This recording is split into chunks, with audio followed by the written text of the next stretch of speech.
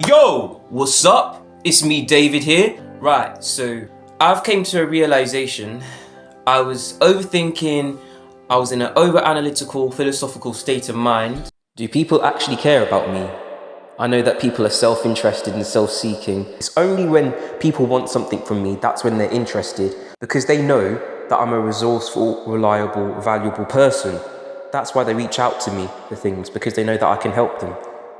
And it seems like that's the only reason why people reach out to me. It's only when they want something. It's never to inquire about how I am. It's always about what they want.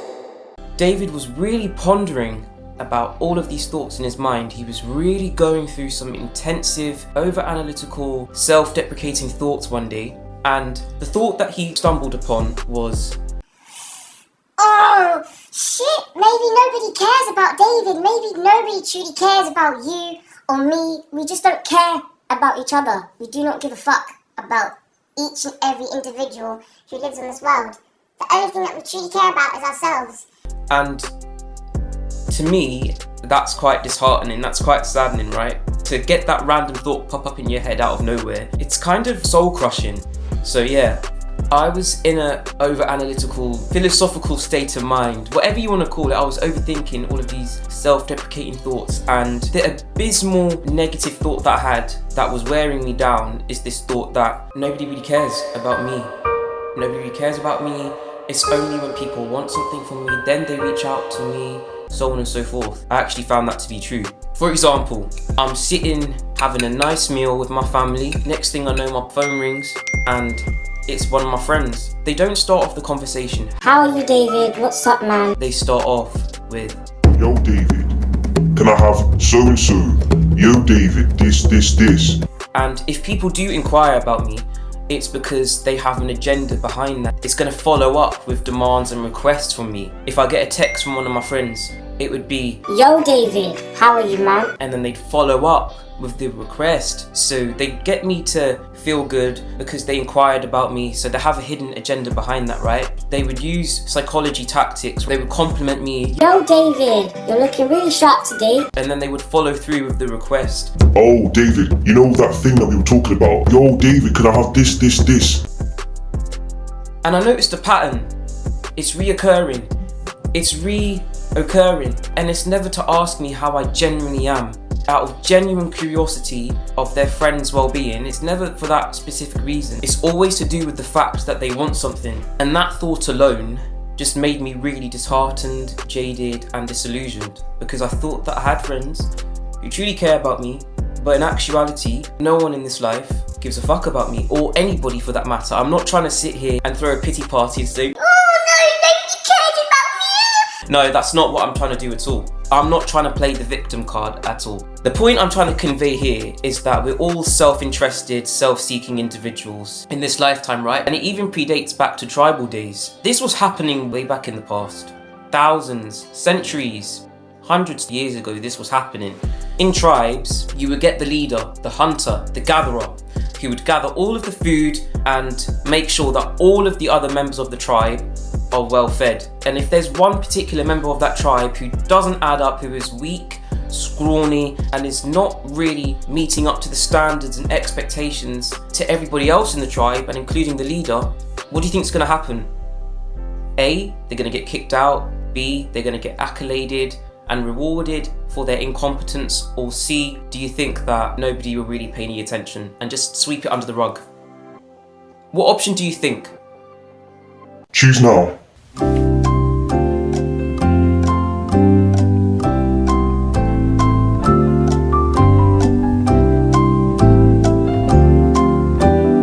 Of course, that member of the tribe is going to get kicked out. So because he is affecting the other group members of the tribe, he's going to get kicked out immediately. If you're going to sabotage somebody in a group, then the rest of the group won't want you. In that particular moment, we're all thinking about ourselves and thinking of the success that we can truly attain. So if one person is pulling us down, if one incompetent, useless person is bringing us down in the tribe, one of our primal instincts is to get rid of them and strengthen the tribe, because we're thinking about how we can truly succeed and thrive. And as fucked up as this sounds, it's true. It's true. Why would you want somebody who's going to fuck up the rest of the tribe? You want somebody who's going to strengthen the tribe, so that you can dominate, you can win. In a society, in a culture, that if we see someone who's going to bring down the whole tribe or whatever, someone who's really going to fuck up the rest of us because they're stupid or slow or weak or thin or short or ugly or has dandruff or something, you have the desire somewhere deep within you to take them down first, to get rid of them and strengthen the tribe. And this is the harsh reality of it. It's the game of life. We're all playing this game. So don't hate the player, hate the game. And also, if you've heard of Abraham Maslow, there's this thing called Maslow's theory, where he developed and implemented a law which basically summarizes and outlines the human needs, which is sorted out like a pyramid scheme. It's like working your way up the hierarchy. The first one is psychological needs. All humans, everybody in this world who's living and breathing, who can shit, sleep, breathe and talk and whatever else, right, that we can do. We all have basic requirements for food, water, shelter, the basic necessities of life, right? We all have basic requirements like that. Safety needs. We all need to feel safe, healthy and some form of stability within our lives. Love and belongingness. We all need to feel adequate, we all need to feel enough and love in our lives. And one of the ways that we can feel love in our lives is by growing and nourishing healthy relationships with others. Humans have a natural need for desiring respect, validation and appreciation from others. And when you give it to them, that's one of their needs that is met. Self-actualization. Self-actualization is, I would say, in my opinion, the pinnacle of the Maslow's theory, because it helps you realize ways that you can improve yourself, your purposes, dreams, and things that are going to make you truly fulfilled in life.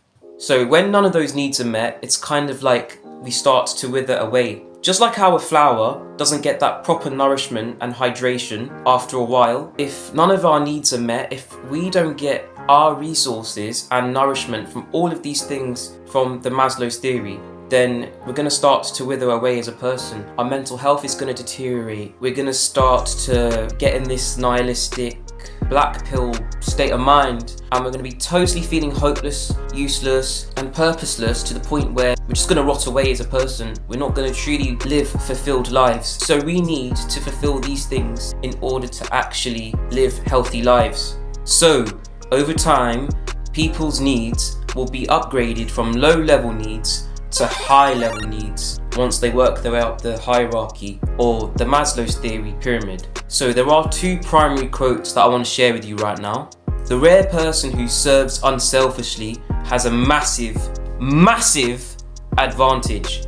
And this particular quote that I'm about to share with you is from a book called How to Win Friends and Influence People by Dale Carnegie. A person's toothache means more to that person than a famine in China, which kills 1 million people. A boil on one's neck interests one more than 40 earthquakes in Africa. So think about that the next time you get into a conversation with somebody. Appeal to somebody else's interests. Make the conversation about themselves. Talk about what they like, talk about their interests, and they'll be more likely to open up and be interested in you because you're taking an interest in them. So sometimes we have to completely eradicate this selfishness of trying to make others appeal to us, when actually we have to appeal to others and pay an interest to other people and their lives and what they're doing. And so therefore they'll reciprocate and do the same thing back. So yeah, as you work your way up the social hierarchy, you're going to understand and you're going to notice that your needs, which were quite low level at first, they're going to progress onto high level needs. So the people who you were hanging around with were degenerates and Jeffreys before you were on self-improvement. So those people had low intelligence, low IQs, and it didn't really take much to be friends with them other than having certain interests like films, TV shows, low ambition stuff, right, which makes people be friends with you. And then you're going to notice that when that shared interest starts to die down, when you stop seeing your friends at college or university or school, and when you leave, you're going to realize that it was only because of that environment and that shared interest that you had in school, which is ultimately what made you initiate the friendship in the first place, which is what made you so invested in the friendship, because you spent your time and energy in this place for so long, you met this person every day, that when you left, you didn't have nothing, you didn't have no common grounds, because that was your place where you mingled. And now that it's gone, now that it's completely out the picture, you're not going to be in contact with them anymore. unfortunately, because that's the only reason why you're friends with them in the first place. So, one of the sad, depressing, harsh realities of life is that people will cut you off, they will disregard you, they will throw you away like disposable commodity if you're not helping them succeed, if you're not adding value to their life, especially if they're not benefiting from you in some type of way. If they see that you're an incompetent, useless, and unbeneficial person to their life, they're not going to want to associate themselves with you anymore. So essentially what they're going to do is they're going to cut you off, disregard you, and throw you away like you're some type of disposable commodity. Like, they're sort of like scrunch you up in a like paper ball and they're like, yeah, Kobe. And yeah, I know, I'm sounding like a right old dickhead by saying all of this, but this is one of the harshest realities of life that you need to understand, is that sometimes people are like this. When people have a certain goal or ambition in life, they only focus on that, and that's what I've realised with some of my friends, is that they don't want to sit about and chit chat about some wholehearted stuff. They don't want to sit about and chat about important things apart from the work, and that's fine. I totally get that. But sometimes we need moments like that to truly make a relationship grow and flourish. The people who are focused on their ambitions and goals, the people who want to go somewhere in life, they're going to get to that place with or without you. They don't care if you meet them at the top. They don't give a fuck. All they care about is reaching the top themselves. And if you come along with them, that's nice. It's a bonus to them. But ultimately, they do not give a fuck. They may say that, I hope you reach the top with me, but they do not give two flying fucks whether you reach the top with them or not, because it's a game. It's all a game, and it's all interconnected. Everything in life is interconnected with money, and that's one of the reasons why we're so power hungry and goal driven towards our goals in life, because everything in life is interconnected. Social skills are a primary necessity of life because it helps you with leadership skills, and that delves into businesses, right? We need social skills for businesses, for being a team leader, for being an entrepreneur. We need to negotiate, interact, and engage with our associates in the business to actually make that business thrive. So if you think about it, every single thing is interconnected with money, and this is where people's selfish desires come into play. The main thing that I wanted to convey in this video is that if you think people care, they don't. They truly don't. I know I sound like a dickhead while saying this, but it's the honest, factual truth. People do not give a fuck about you unless it's in their self-interest. Unless they can benefit something from you, then they'll start to care. But otherwise, they don't. Or on the other hand, if you are really close friends to somebody, or you have a loved one, a family member per se, that's the people who will truly care about you, because they won't expect anything from you in return from having them do you a deed. They won't expect a favour back from you. So those are the people who you can truly rely on and trust. Let's say if you have a friend, right, and he wants to do trading, and this particular friend that you have, he's doing trading, and he's contacting other people who are also on the same wavelength as them, and then there's you.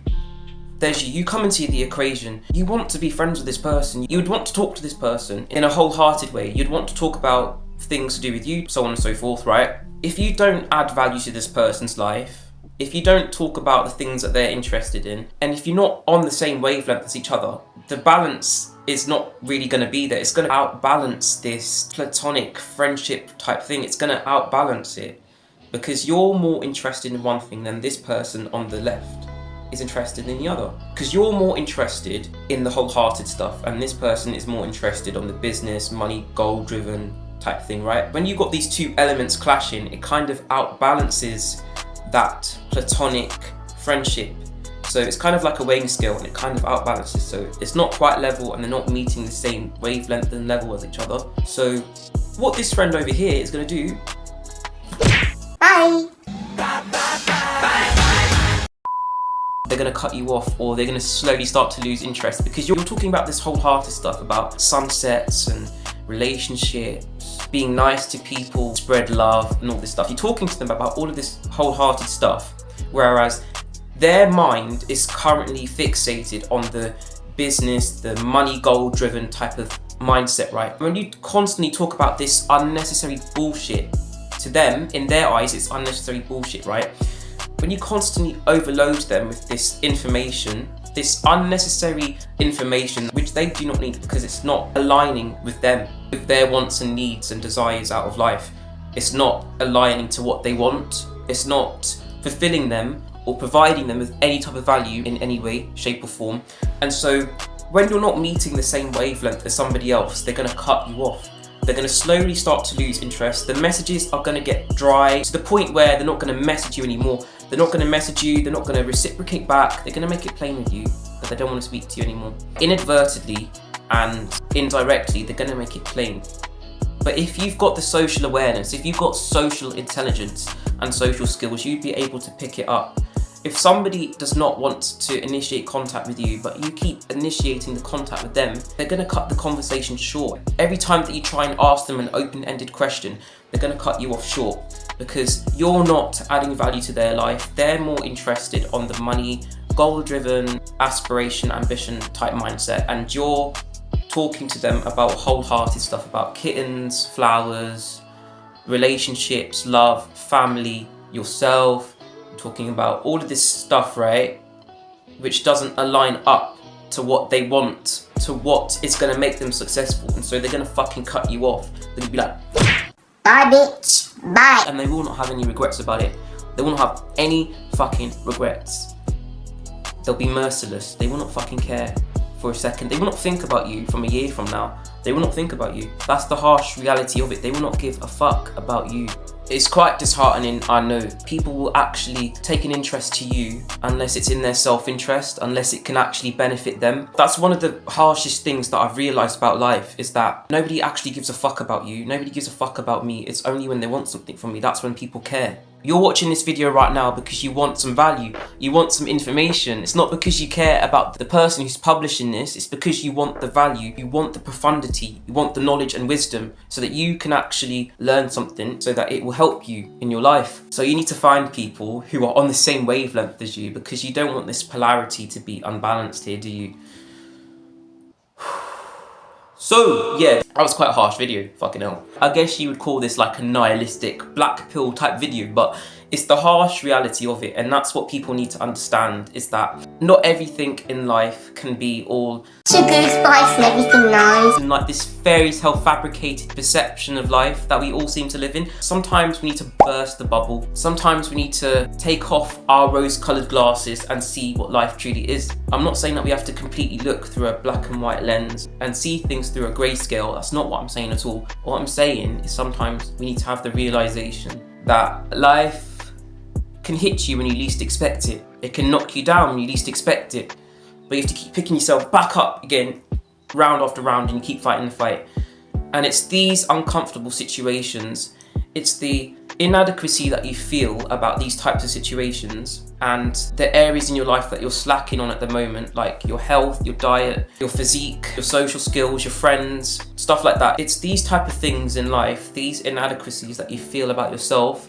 It's what's going to contribute towards you making immense progress. The self-hatred that you currently feel towards yourself, it's going to amount to great success because you're going to be feeling like shit. You're going to have this constant negative dialogue in your mind about you feeling like shit, about you not succeeding things, your goals, your dreams and aspirations in life. You're going to feel like this unworthy, worthless, incompetent piece of shit who's doing nothing with their lives. That's going to inspire you to make that big burst of action. It's going to inspire you to get off your ass and do something with your life. So the more that you have this self-hatred, this dissatisfaction towards yourself, it's going to help you to make immense progress in life. And that's one of the realizations that I've had this week. So I do need to work my way up the social hierarchy if I want to be seen as a high status man, because there were genuine moments where I felt like shit, where I felt inadequate, where I feel like people just use me, where people just don't genuinely care about me as a person. And that negativity that I have stored inside of me about people wrongdoing me, people treating me like shit, and people not valuing me as a person in the past, that is what inspires me to keep going that extra mile, to keep hitting those extra reps, to keep doing the best that I possibly can. Because if I don't, then I'm going to be feeling that same exact way that I felt in the past. I don't want to go back to that place ever again. I don't want to go back to that place ever again. And I'm sure you don't too. But anyways, guys, thank you so much for watching this video. I love you all, I really do. I love you all. I'm not going to tell you to please like and subscribe, because that's what all the other YouTubers do. So I'm going to conclude with this, with my little saying, right, with my little catchphrase. When you fall down, pick yourself back up like the warrior that you are and keep fighting the fight. Keep fighting the fight. Keep fighting the fucking fight, bro. Don't you give up. Alright, so peace out.